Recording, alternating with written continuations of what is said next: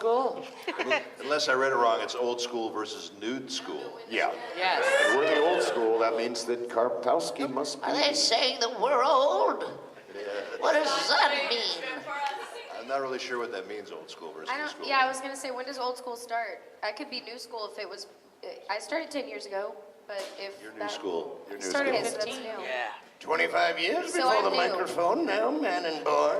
We didn't have no fancy microphones back in those days. We did You everything held up with the an tape and you yelled at it. That's right, tape. We did used to have paper copies with the little. Do you guys still? You know, like they would have a music stand up and the paper copies. We still have.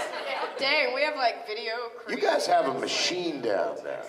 I've recorded information. You take this thing, and it's this giant 6-block long mega machine, and you feed scripts and voice actors into one end.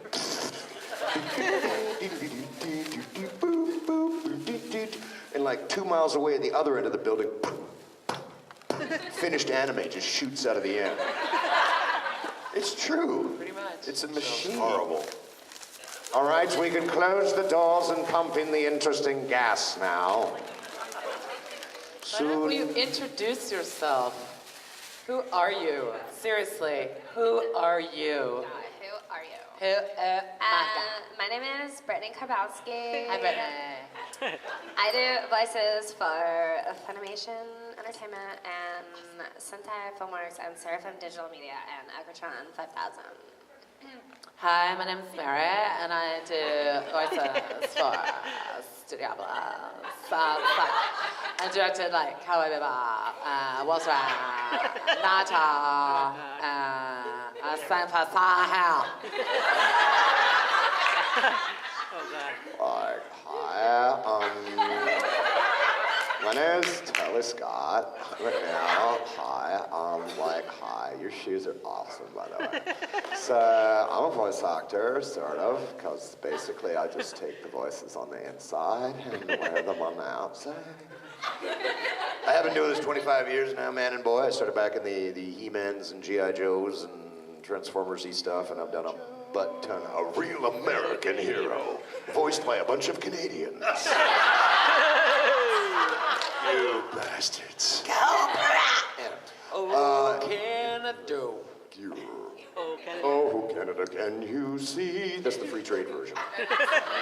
Bryan Adams once was doing a sporting event where he, as a Canadian, was singing "O Canada" to open the event, and he screwed up the melody, and he started singing "O Canada" to the tune of "O Christmas Tree."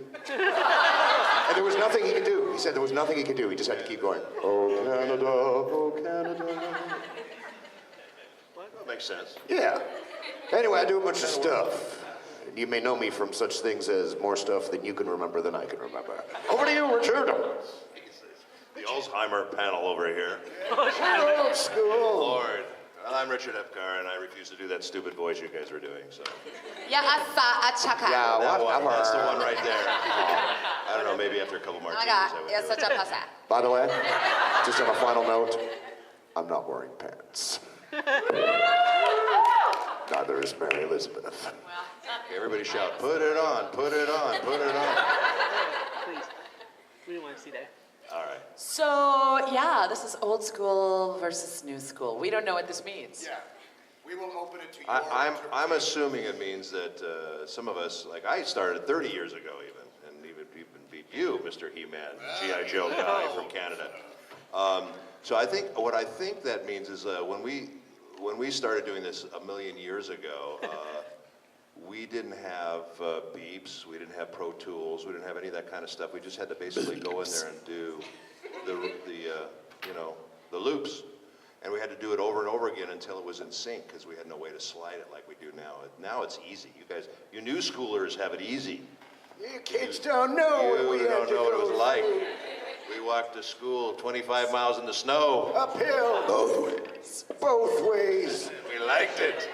Diet just Coke, I'm burp? just gonna belch the whole time. I have never wanted you more I than I want basically you. just Thank you covered very the much. entire gamut of what difference there is. So I think we've done our panel. Thank you so much, Goodbye. guys. You guys Have have a been great great. time. Thank you. We have signings tomorrow, and please tip your waiters. They've been very good to us. And we'll be to you, trust me. Hey, with a don't good forget to tip. try the shrimp. I'm here waiting for the movie. I don't know about you guys. I know, it's Planet of the Apes, right? Yeah. did voices on both those movies, by the way, yeah. Your dialogue was amazing. It was. Did you see the first one? Did you see Yeah. the, I did, actually. You know the giganimous ape? The big guy? That was Buck? That was me. Wow. You know, you can use the guy. Do the voice. He Monkey, runs for monkey, do the helicopter. voice. I was a big Dance ape. monkey. Big ape. Great Hands ape. off me, you damn dirty ape. Get your hands off me. That was kind of fun to work on that stuff.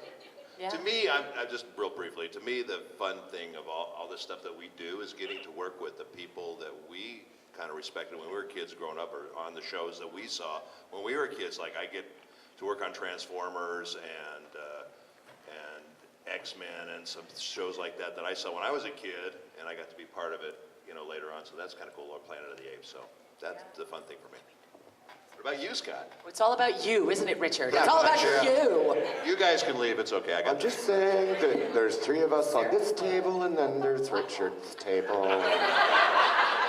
I have it in my Just contract. I saying. get my own Oh, table. Jesus. Richard's not wearing pants either. Where are my blue M&Ms, damn Oh, it? my.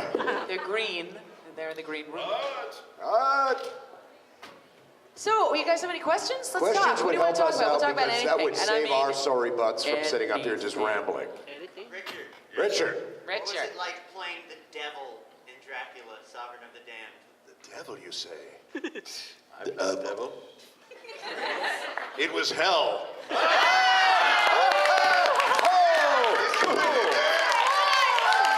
night, everybody.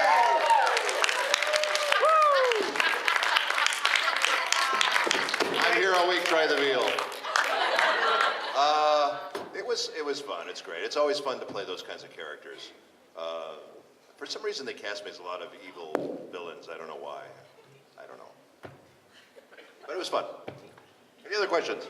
Oh, they're flying up now. It's like grass eels. Because I was just at the aquarium being an ichthyological nerd. Yes.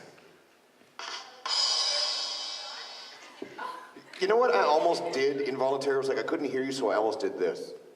I do that all the time. That's old But school. I like the rim shot. You got a rim shot there. That was nice. Wow, I didn't even get a rim shot. Yeah, what was your question? We'll return with Mary's radio show after this. Oh, God. Characters crossing over, like when you're doing another voice, do you end up being like, oh, wait, no, I'm doing Krillin, that's not this person? No. Scott does because he's schizophrenic. There are so many voices in my head, but I do have sort of a weird filing system for most of them. There are occasions when I'm creating new characters where I'll, because I'm trying to break this down. I have this thing because I'm going to write a book and make $1 billion Brazilian dollars. I'm looking at voice work like colors. There are 3 primary colors with which you could create any hues in the universe. So I'm trying to break it down to the 3 primary voices. I've got one. It's the Bing. The Bing. Gonna go home and meet the wife and beat the wife and kid ball. Which then, if you take that, it's like, it's not dissimilar.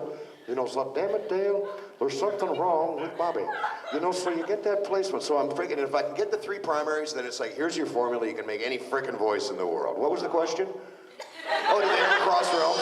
No, but a lot of times I will, as I'm creating stuff, I'm going, you know what? There's a bit of that in there, and sometimes, it's not like there's a little crystal, whatever. You just start throwing elements of stuff in, and that's how you create interesting voices and characters, I think. Start with, I do a thing when I'm teaching called the toolbox. This is going to be a longer answer than I was intending. It's like, if you can do 2 voices, I'm getting very serious now, all right, take the root there. You could do a high voice and a low voice. And this is strictly voices, which is not the same as characters, and I stress character over voice, but. So you've got 2 voices. Well, then you say, I watched a Red Dwarf marathon, so suddenly you've got this, I've got this Manchester accent stuck in my head, man. Well, if you combine that, you don't have 2, now you have 4. Suddenly you develop this weird lateral lift. Well, if you throw that into the mix, now you don't have 4, now you got 8, and it starts to grow exponentially. Because on some shows like on DBZ, I was Piccolo, J, Stabora, Karuni, Majin Buu, Old Kai, South Kai, Dr. Rick, blah, blah, blah, and a million other characters. We were cranking that stuff out. So they would go, oh, you're also this guy, this guy, this guy, this guy, this guy, and this guy. Go, beep, beep, beep, and don't make it sound like anything you've ever done before. So if you can dip into that, it's a really nice way to cheat. As I say, that's just voice, not the same as character. Found that very interesting. Yes, you. Oh my gosh. First, this guy here. And yes, this. I have a question for Brittney. What was the first thing you got paid to do? The first thing I got paid to do? Oh, you don't want to know. Oh, hold on. You can stop. Do it for you. I'm just joking. The first thing I got paid to do, like anime-wise, or oh, okay. So I started doing I was doing professional musical theater since I was 12, and I was paid to do those. But yeah, like just like little parts mostly in musicals for like the Alley and in Houston and places like that. That's a great theater, by the way. Yeah, it's a very good theater.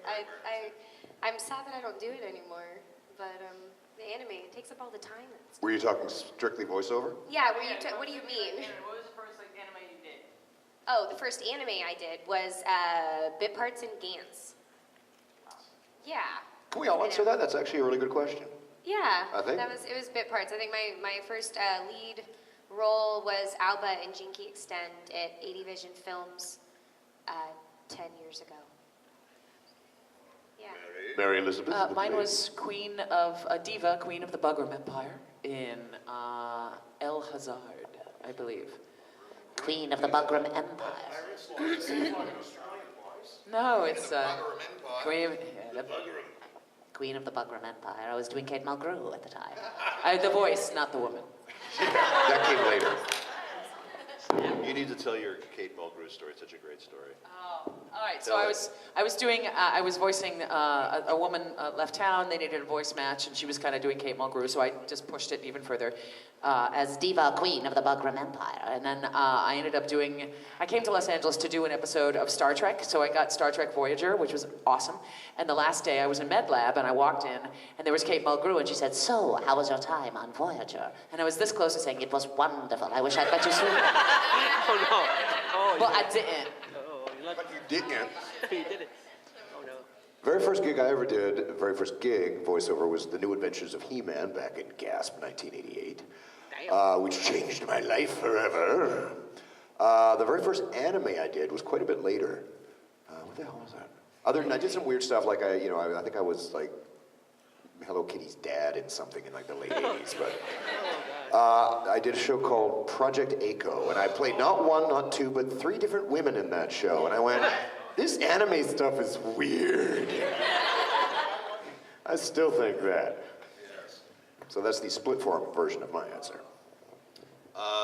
The only one I remember is Robotech, starting out Robotech. I was Ben Dixon, Lunk, and Grell, and we had a lot of fun with it. We recorded it at like 2, 3 o'clock in the morning, and people were sleeping on the stairs, and they had to get it out really quick, so we were running from studio to studio to try to finish it, and we just thought nothing of this thing, to tell you the truth. They thought, we're just doing a job, and nothing would ever happen with this thing.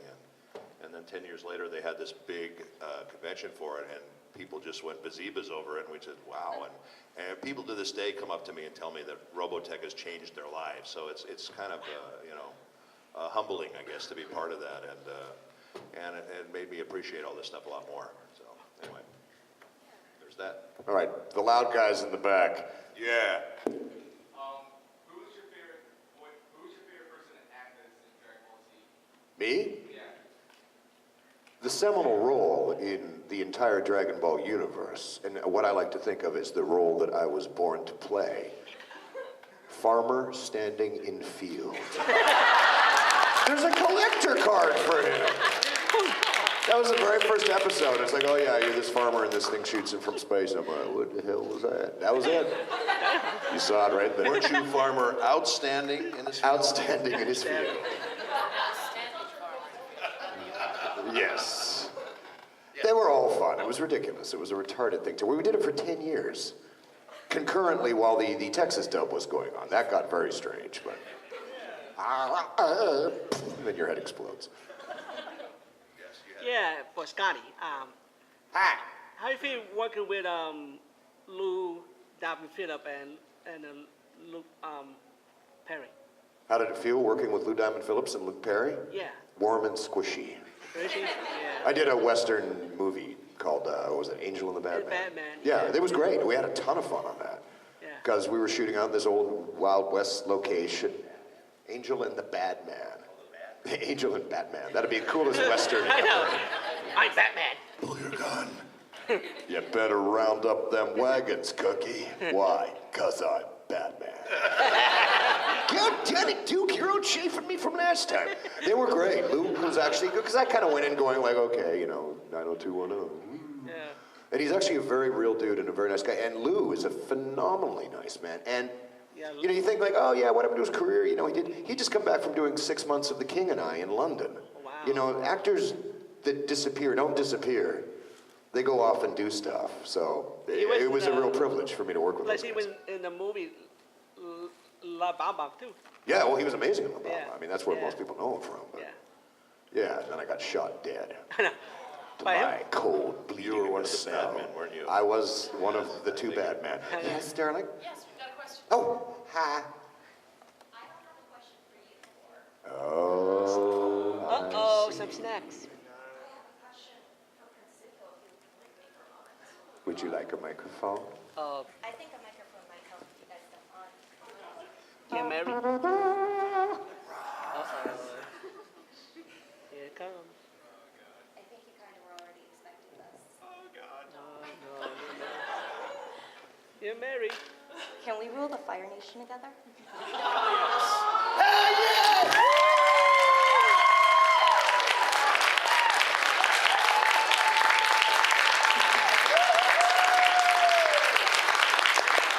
Misha and Prince Zuko. I now pronounce you man and wife, etc., etc., etc. Go make babies.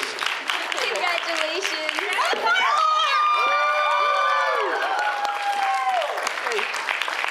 I am, by the way, a legally ordained minister. I could marry you. I am as well, so we could do it together. Universal Church of Life? Universal Church of Life, baby. Mazel tov. Wow, that's like awesome. I married Travis Willingham and Laura Bailey. Congratulations, that's wonderful. And Troy Baker and Pamela and Jennifer Hale and Barry.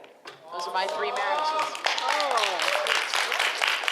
We can ordain you right now on the internet. Just sign up. All right, hands up, top that one. I don't have a question, but I would like to give birth on the floor right now. Me first. Yeah. No. Now. Oh, no. I'm going to perform a bris on you on the table here. So. With the new Brisamatic Get that 5000. for me, would you, Deirdre?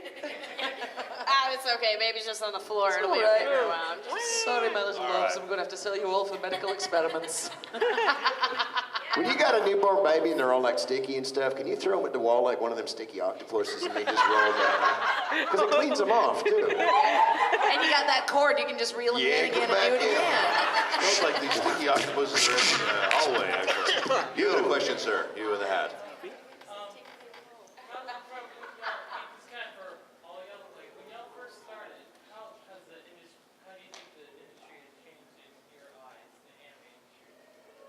That's like a legit question. Yeah, damn you making us think. God, right. I think it's expanded greatly. I think that for a while they were funding a lot of stuff and giving us in LA a lot of time and a lot of money to really make things great. And then the company saw how popular it was getting, so then there was this flood of anime, but now they want it, or at least at the time they wanted, okay, so now we want it faster and cheaper. Faster and cheaper, faster, cheaper, faster, cheaper. So it was, there was a little bit of a backfire in that for me, anyway, but it's still going strong. I mean, there's still a lot of shows that are still there and going, you know, 9 years on Naruto, 7 years on Bleach, 10 years on DBZ, and I mean, it's nuts. The technology's gotten much better. I still have actors that come in and try and clip the end because they know I'm running too long. And I was like, just finish the sentence. And we can slide it, we can compress it, we can do whatever we need to make it fit. So just go for performance. I think now there's it's a better time technologically for actors and directors to be able to manipulate the dialogue and the voices and the waveforms to really fit the flaps if we have time to do that, which is terrible because we've got all this technology to do it, but sometimes they don't give us the time to really finesse it and make it right, you know? That's true. The overall industry's changing too. I mean, this isn't necessarily specific to anime because we don't do a ton in Vancouver. It was always kind of secondary stuff, and it's drifted off to other places because they wanted faster, cheaper, better. But you know, even just the overall animation market, the industry, especially in terms of stuff like that used to be fundamental to our, which was the Saturday morning cartoons. You know, save the world in 22 minutes and sell some action figures. There was a time where we were cranking. I mean, I was working on like 12, 15 different series at once. The market for that has changed, largely in part anyway, due to the internet, blah blah blah. You can so there isn't the market demand. And the market demand for that kind of stuff is based on how much advertising can we sell while we air this. They don't do that anymore. They're going, you know what, we can generate just as much ad revenue by just running reruns of Adventure Time, so forever, or old shows. So there is less of a demand for new product. The other side of that is the stuff that is being done tends to be better shows. You know, they're not just doing a lot of the spew, spew, spew. Mind you, from our point of view, it was like, all right, how many 65 episodes of that do you want at, a few $1,000 an episode per character? Thank you very much. Those days are slipping by. But we do have microphones now, which makes it way better. And a lot more celebrities are doing this now. Yeah. I mean, it's people are having kids, and they're like, they don't care. My kids don't care at all that I was in Pulp Fiction. They want to see me in Samurai Jack, or whatever. So it's... A lot of us are getting squeezed out by and most of them are horrible too, I have to say. Well, having to direct a lot of them, it's not fun because it's a whole other style of acting. And some of them are good, some of them can come in and do a great job, but some of them are just, it's like trying to get a kabuki dancer to do ballet. Yeah, it's a different art form. It's like, man, it's all in the eyes. It's like, this is a cartoon. You don't have any fucking eyes! Learn how to act! I'll give you a little insight on some stuff. I mean, a lot of the big box. Pixar, no, because they cast so perfectly, so brilliantly. Even if it's the weirdest choice, they cast. But other companies that they want their big, animated features with how many names can we get on the box? What is often done is, say hypothetically, after they've worked with Celebrity B7-1 for 4 months going, you can't do this, like it's awful. They will then hire someone like us to go in 2 hours and deliver the performance they want. And then they will sit down with 17-1 and go, okay, we love what you're doing. We're so excited about this, but why don't we just, as an exercise, if we just play you this line like 10 times and then have you say it just like that, why don't we do that just as like an acting exercise? That's the performance you get. It's a bit sucky, and their $10 million is gonna trump what we get for that. But so we are the unsung heroes. And yet Pixar is so good at doing exactly what it should be so easy to do. They're really good.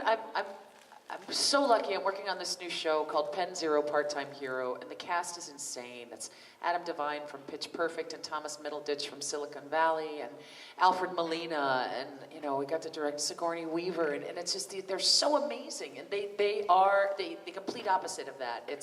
They want to come in, and they said, Sigourney Weaver said, I will be here all day. I'll be here till midnight. If you want to, however many takes you want to do, I don't care. And at that point, I was like, I tip my hat to you, my lady, because you don't have to act that way. You could be, should you want to. I'm doing this once, and I'm leaving, And she's a top-notch, amazing, wonderful actress and woman, and I'm madly in love with her now, in a totally platonic way. Wait a minute, no, I didn't. It was before the platonic thing. I was in a happy place. Yeah. No, but so the industry is changing, and I think that the celebrities that are coming in are realizing you have to do a good job. You've got to, or you will get recast, You will get recast. It happens. The industry's also spreading out, too. I mean, when I started, it was all pre-laid cartoon work, with there's radio commercials and stuff, and then anime came in and stuff. There's a lot more, obviously a tremendous amount more video game work going on now. Video game work has become a very big viable part of voice. This is getting very serious. I like it when I'm just up here. Does anyone else hear the alien invasion? What? You're depressing me. I know, I'm depressing myself. We are here to celebrate life. No, we're not. Does anyone have any questions about lemurs? I've just come back from the aquarium. Did you see the baby lemur, the lemur on the baby on the news this morning? No. It's real cute. What, a lemur leapt on a baby? Yeah, it's like some woman said, oh, by the way, there's a lemur cute. on your baby, and the baby's fast asleep, and a lemur is just on his head. The stroller. It was so cute. It was really cute. Any other questions that don't pertain to lemurs? Nothing simian related. really had a question about a lemur? You like to move it? I like to move it. Yes. What about marsupials? You're talking to an Australian, you know that, mate. Marsupial. Whoa, And then, she's that's a a really lady. big word. I don't know. What does that mean? I don't know. Is that what kind of word was I don't know. It's like a really big word. It's big. Marsupials your are word of the basic day pouch calendar. I have non-mammals. one. Oh my God. Like your koalabees and Yes, your you with the woolies funny hair. and your wollongonggs. She was wrong.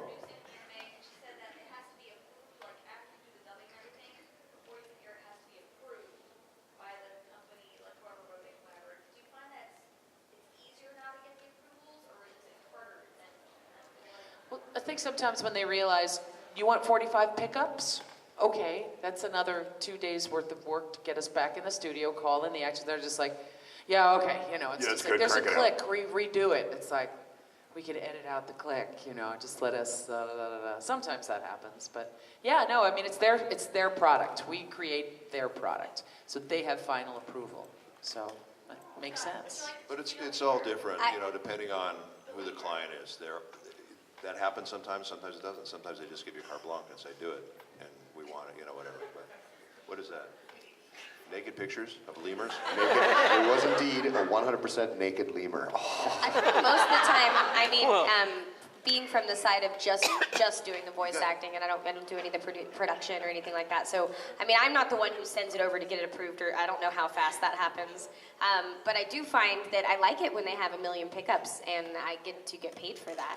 And I'm like, well, that's wonderful. And most of the time, it's like, oh, you said this name wrong, and I'm like, well, good. That was great. Yeah, that was wonderful.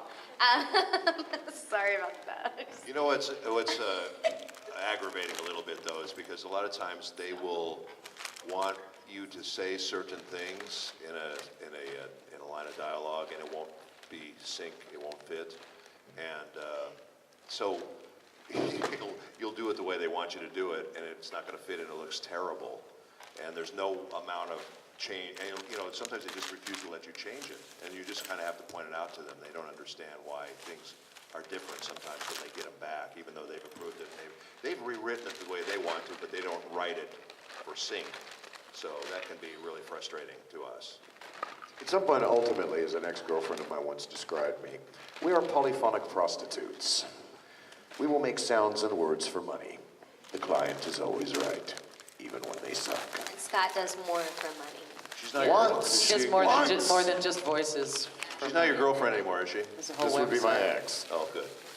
I mean, I love that all description. that's I think it's an accurate description of what it is we do. We are polyphonic prostitutes. I like to make see it as sounds that for we are money. pianos and play us. That's how I see it. We are the You know? world. Well, if you want to be I all always said the blank poetic canvas penis about thing. it. Well, it's better than prostitutes. Yeah. that man. Fucking hooah. Back when you were cranking out anime as fast as possible, how did you maintain your voice and how have you maintained it over the years? We're still cranking it out as fast as possible. Actually, Yeah. it's faster now than it was before. Over the years, how have you maintained your voice? I don't think the anime is the problem. I think it's the games It's the where you have to games. scream your butt off for Yeah. hours and hours. That's Obviously, you never worked on DBZ. I don't know. Yeah, I was gonna say Soul Eater was pretty rough, man. Makes you more powerful. Screaming makes your voice more powerful. I firmly believe. I don't know. Some people, you know, it depends on how you approach it. There are people that come in very much with their instrument, and you know, and it's warm up. The only thing I've ever done in my life that ever physically hurt was playing Cobra Commander, because this was just after Chris Latta passed away. It's like, well, I'm sorry, but that hurt. For me personally, very little destroys my voice. And I always think the more kind of fractured things get, the more interesting they sound. Anyway, you develop a certain character with voice. You gotta know, you know, if you don't know what you're doing, I've seen people come, you know, and this is something I caution people that are getting started. It's like, you know, if you're gonna go in an audition for something, and you come up with this great, you know, it's like this, I've got this thing where it's like, that's cool as hell. Well, you get hired, and if 10 minutes into a session you can't maintain that, guess what? We're voice actors. They'll go, can you do that exact voice that he just did? It's like, yeah, sure, good, you're hired. You, out of here. You know, you have to, but so, I kind of come with the premise of no, train, learn everything you possibly can, and then in the sake of making strange sounds, like throw that all out the window. I do stuff that a speech pathologist would be shocked at, But, and said, and other people, it's a different approach. It depends on the kind of characters you're playing, too. Yeah, I mean, rule of thumb, never audition a character that you can't maintain, because you'll be replaced, you know? And then the rest of the time, schedule the screamers at the end of the week so you give yourself the weekend to recover. Yeah, and also, like, sometimes in sessions, they will let you do the screaming at the end of the session. Like, say I'm going for an 8-hour session, they'll push it to the back because they know, like, at that point, I might lose my voice because I'm just talking straight for that long. But, yeah, like you guys said, it really depends on the character. Some characters I could do all day, every day, forever, and I would never lose my voice. Like Makoto Misuka, I could do that all day long. Or Yamada. But if I'm doing Black Star, yeah, I could only do a couple hours at a time because I was tasting blood at the end of that because all he does is scream like this, and it's like, so eventually it hurts. But really, I guess you're gonna maintain. I mean, you know, drink liquids, stay hydrated, don't do the chocolate or all the things that coat the throat. If you feel damage, stop. But you're gonna get a little bit of damage. I know that my voice has gotten lower since I started doing this. I can't do characters from 10 years ago because I'm like, I don't even know if I can hit that pitch anymore. But that's just one of those things. It's like, you know, if you're a musician, your strings are going to start breaking. You're going to need to replace them, but you can't replace your voice. So eventually you're going to get some sort of damage. But like Scott says, sometimes it's just that adds to the character of you. Yeah, people like the raspiness, so it works out for me. I've done some of the video game I've been doing lately is a lot of like really huge, rumbly, massive, like people of mass. I use that term accurately. I don't have the world's biggest or deepest voice. I will go in a lot of times and do all the screamy stuff because it'll blow this chords apart. Then you're like, hang on. And I go, give me 10 minutes to go out and have a cigarette. And I'll come back in 3 octaves lower. And they're like, what the hell happened? It was like, trust me on this. So sometimes you can utilize damage to your advantage, which is probably a horrible piece of advice for me to ever give anybody. I recommend smoking and drinking. Don't try this at home, kids. That's how it works for me. That should be the name of your book, Damage to Your Advantage. Damage to Your Scott Advantage. McNeil. Scott McNeil story. Also, you know, the most important thing too when you're doing this stuff is just you've got to relax your voice. You can't tighten it up when you scream. You got to know how to scream properly without hurting yourself. Yeah, take a deep breath, use the yeah, I don't just like go screaming. I really had to teach myself to take a deep breath first. I'll stop, take a deep breath, and be prepared for the scream. Because if you scream from your throat, you really will hurt the cords. And there is a way to do it warmed up too when better. you get to the studio. Warm your voice up so you're nice and ready to go before you step in that booth. Unless you got one of those characters that's like, Exactly. this is an 8 o'clock in the morning after a night of partying. Sometimes, okay, I'm saying all the wrong things. There's a reason that a lot of people that go into voiceover tend to come from a musical background and are singers, because as singers, you know, you have already learned how to utilize and support in the ways necessary to do it without hurting yourself. And frankly, if you do it without support and stuff, it sounds grating and it's kind of irritating and horrible. Wow. Okay, shut up. You're just a bunch of derelicts in Canada, aren't you? Admit it. We just drink and smoke. When I started in this business, we smoked in the booth. All of us. There'd be like 8 actors in there all. Because I'm in the old school guys, you know, in a world, one man. And then we had to smoke in the hallway. We were appalled. Now it's like you're such a pariah. It's like you need to be 12 blocks away. I love this story about James Coburn. It reminds me. He used to always go in the booth, and the first thing he would do is light up a stogie. Yeah. And they would always go, James, please, not today. No cigar smoking in the booth. He'd go, okay. And he'd go in, the first thing he'd do is light up a cigar. That's old Look at school. James Coburn. You can do anything you want, pretty much. Yeah. Yes, Tony. How did you come up with the scream for duo in Gun and Wing? When Death Scythe blows up, the infamous no. For those who know this story, I simply channeled the moment when my ex-wife had run over my Harley. To her credit, she was just learning how to drive. And she was more mortified than I was. There's some confusion between reverse and forward. Because I heard her screaming, and I go out there, and she's like, I'm going, well, there's my truck, and there's your car, and my bike. Oh, shit.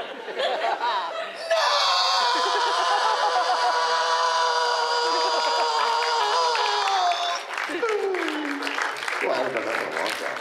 Oh, God. Okay. From your early careers and now, like, what is the #1 thing that you guys have all done that like stuck out in the beginning? But what is the thing you're looking for most in the future? Like in terms of like what? In terms of like world peace and stuff? I mean, more like projects, anything that like sticks out at you. Like, what have you done? Like, what was the one thing early on that was really like important to you? Like that you were doing? Like, oh wow, I'm gonna look back and that I'm gonna remember that is something I was proud of doing.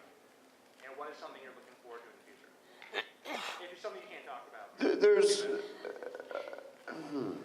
Because there's sort of a thing. I mean, we do all these things. You hit on it very well with your show. We go in and we do these things. We have no idea if they're ever gonna be anything.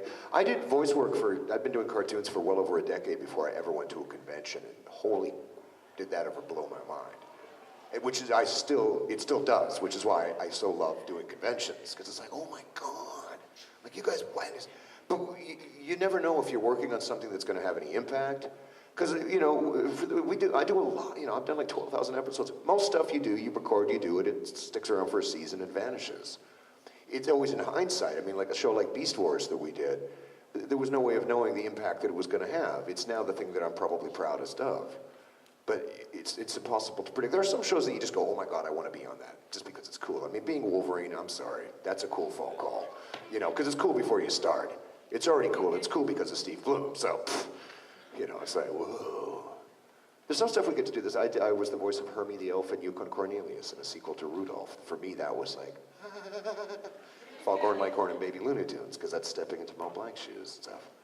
And of course, the amazing amount of top secret projects that we can't stop talking. For me, it was the first Ghost in the Shell movie that I did. I thought this was something that was going to be special and cool, and I really liked it a lot. So I thought that was going to be something outstanding. And then the Joker for me is an incredible character. I love doing him. He's an amazing character. And then this thing I just did, this Joseph Joestar on JoJo's Bizarre Adventure, and people are going bazibas over this thing, and it's like, you just go in and you do it like any other job, and then the reaction to this thing has been phenomenal, so that's been kind of exciting for me. I really enjoy that. I think the first time I saw just the opening of Cowboy Bebop, I knew this was going to be amazing, and I didn't think anybody would ever get a chance to see it, because we did it, and then 2 years later it finally went to the air. So I just felt like, we're in a vacuum, all right, let's just make a show that we all want to watch, because it's really cool. And I think the thing I'm most excited about is Co-Ed 3 in Sailor Moon. I shit you not, but yes, I am Co-Ed 3, and she sounds like Towley from South Park. We should have a tally band. She sounds like Tally, and she's so dumb. So yeah, I can't wait for that. Suzanne Goldish is the director, and Stephanie Shea is our Sailor Moon, and Susie's like, we got Co-Ed number 3. I'm like, really? Because I played a villain, and then I'm one of the villains. Every episode you get a different villain. So I'm one of the villains, and who dies or whatever, gets sealed into something. And then there's Co-Ed number 3 on the treadmill. It's like, she comes back, my recurring Co-Ed 3! And I hope that she never has a name, because she's fabulous, and I love her. And I hope you do too. Some of your best roles don't have names, I found, but this isn't anime, but when I did my part in the Starving Games, I was Girl with Backpack, but I get cut in half with a weed eater in like the first 5 minutes, but it's awesome. It's one of my favorites because it's just hilarious. I don't really know. I think the thing that I'm looking the most forward to I can't talk about, which kind of sucks, sorry guys. But I've never had, a lot of times we don't know a lot about the characters that we do before we go in. So really, like they've covered, just whenever they get a really huge response and people are very excited about it and you've kind of, poured your heart and soul into it, any project like that's wonderful. And I've never had a show that I didn't like because I've never had a paycheck. I was like, oh, screw this paycheck. So I pretty much like any time that I go into work, I'm enjoying what I'm doing, and I feel blessed to be an actor that can get paid to do what I love to do. So, yeah. Have you guys ever gotten stuck in a character voice? After 8 hours of working, just really not get out of the voice? No, but I did used to, when me and my husband first moved in together, I used to play pranks on him, and I would like turn off all the lights in the apartment and hide in like the back under the bed. And then I would like rearrange a couple things so they were in front of the door, so when he came in he would run into them. And I'd be like in the back and he'd be like, ring around the rosy.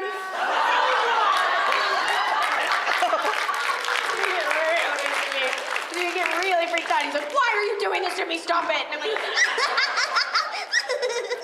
in the back, and it'd be really creepy. Yeah, I did like to do that. And he still married you after that? Yeah, he married me 8 years later, but yeah, it took 8 years for him to get over it. No, I'm just kidding. We lived together for 8 years, but yeah. No, I've never got Any other questions? Yeah. Oh, where are you pointing? You point, Richard, do. Oh, You well, do. you already elected this gentleman here, so go ahead. Go ahead, yeah. Yes. Do you think in modern anime it's cool to put political messages out there still? I grew up from like some anime games. There were still political messages. Do you think that's something like What show was? future? What show had some? I don't understand the question. You said the political messages in anime today. I think anything we can do to help save our planet right now is probably a good thing, because our planet's going in the toilet, and we need to really, pull on the stick and bring us back to where we need to be, because it's really bad, guys. I don't think we even realize how bad it is. I don't want to bum everybody out, but I think anything we can do in entertainment to try to bring up the awareness of what's going on with our planet, I think would be helpful.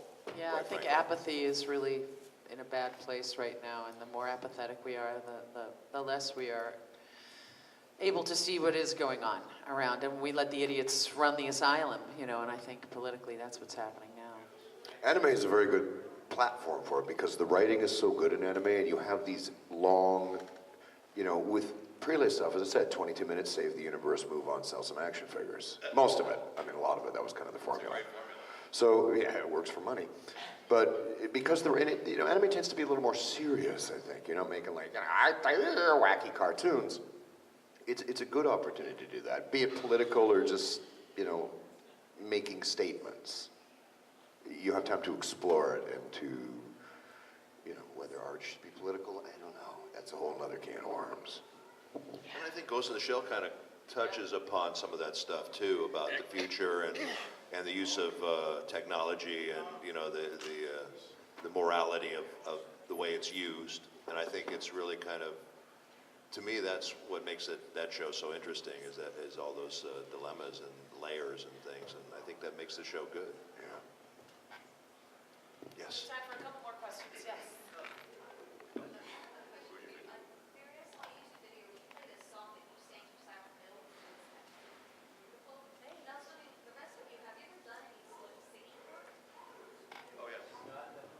Yeah, somebody brought in at my panel yesterday, and we played it over the PA, which is, I did, what was it, Chinese Ghost Story. I did the beautiful romantic, it was sort of the theme of the thing, and then it was also this epic, big Broadway show tune, Demon King stuff. I've done a lot of singing throughout, either directly or indirectly. Sometimes characters have to sing, sometimes, not so much really being hired as a singer. That's probably different for you, because you really are. It's like, I'm not a dancer, but I move well. I'm not a singer, but I wasn't the right person to answer that question. Stop talking. I like to sing too, and I'm in a band in LA, and that's kind of my therapy. So it's fun. I'm a drummer, and I sing in a band. And you? Besides terrifying your husband, what do you do? Yeah, I do. I terrify my husband. I used to sing when I was younger, but I haven't sang in many years, and it's not very good anymore. I did.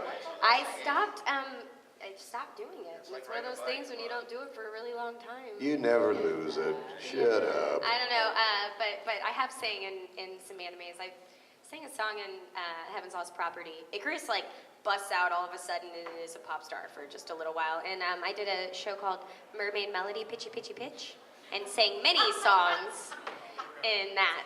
And actually it was really funny because there was this guy named Scott, and he was this big Harley dude, and he did all the scratch tracks for us.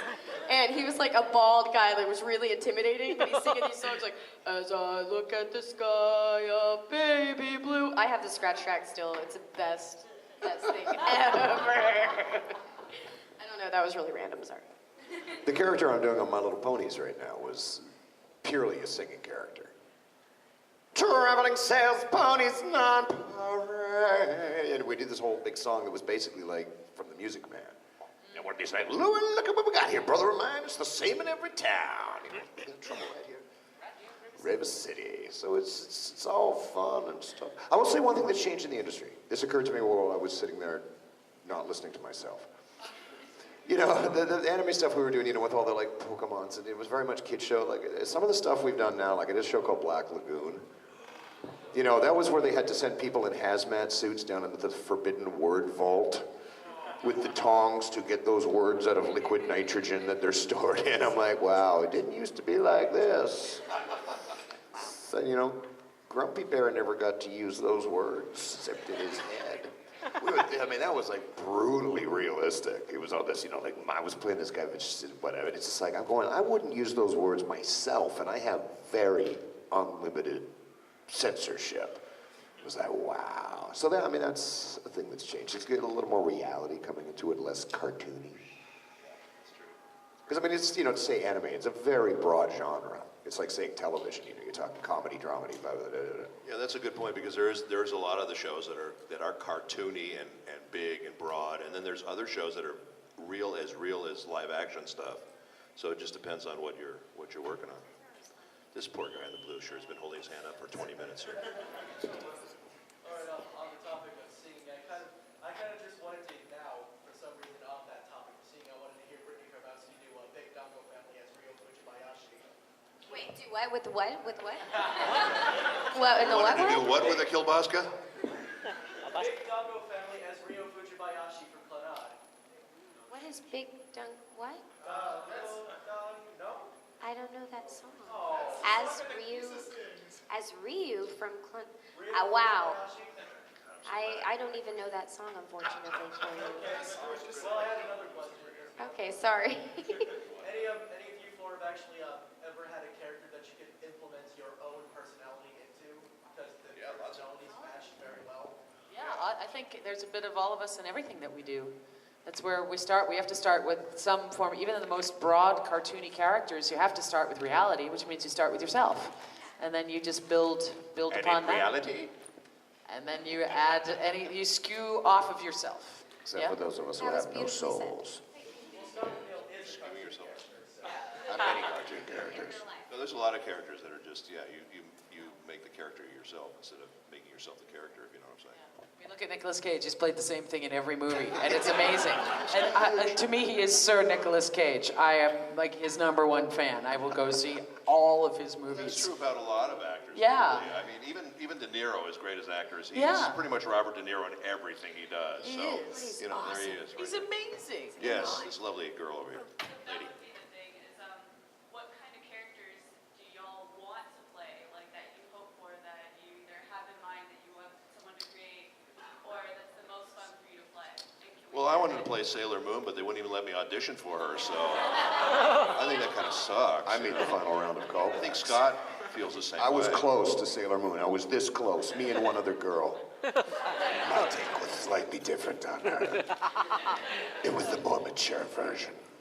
Quickly for me, you know what? I've been really, really blessed, and I get to play a lot of great characters, and I'm really happy. And I just look forward to the next thing, which is always fun. But I've been, I don't sit there and go, God, I wish I could do that or whatever. I've just been really fortunate and been able to do a lot of wonderful characters. I've got some really cool characters coming up in the Batman world besides the Joker that I'm doing that I can't talk about. How much unfortunately. cooler is it going to get than the Joker? The Joker is pretty cool.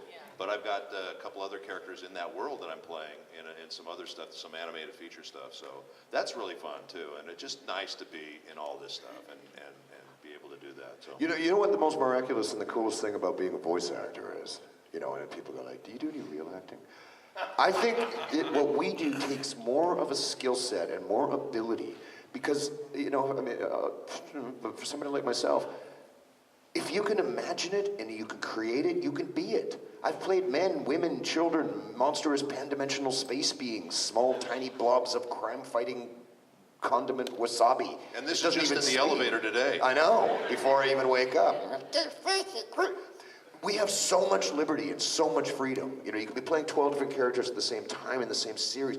you know, the whole, inside the farm, and you'll like to see it. We have this chance to be anything. We're not limited, you know, film and television is like, yeah, we really liked his read, but you know, his earlobes are about 1/8 of an inch too long. That did happen. It's just like, we love her, she's perfect, but we need a redhead. I'm like, really? Because there's something called hair dye that you could, so you realize it's all punny, and yeah. Yeah, we could go in and be anybody that we want to be. We're just limited by our vocal cords, really. That's it. And in many ways, I think voice acting is more creative than on camera. You look at TV shows, for example, they're basically the same guy in every show, and they do the same thing. They're very natural and real, but they don't get to be these crazy, zany characters that we get to be, so. Yeah, it's nice that in film, I feel like I'm always playing a high schooler or a early college student or spring break, whatever, and it's nice to be able to play boys and adult women, and you know, just I have a much broader range of characters that I can play, and it's fun to act and put creativity into that. So something different. Yeah, because they're like, oh, you know, I know you're older, but you're 4'11", so you look like a kid. So and I'm like, I don't even remember what it was like to be 15. Well, I think that's all we have time for today, guys. Thank you so much. You guys. See you later.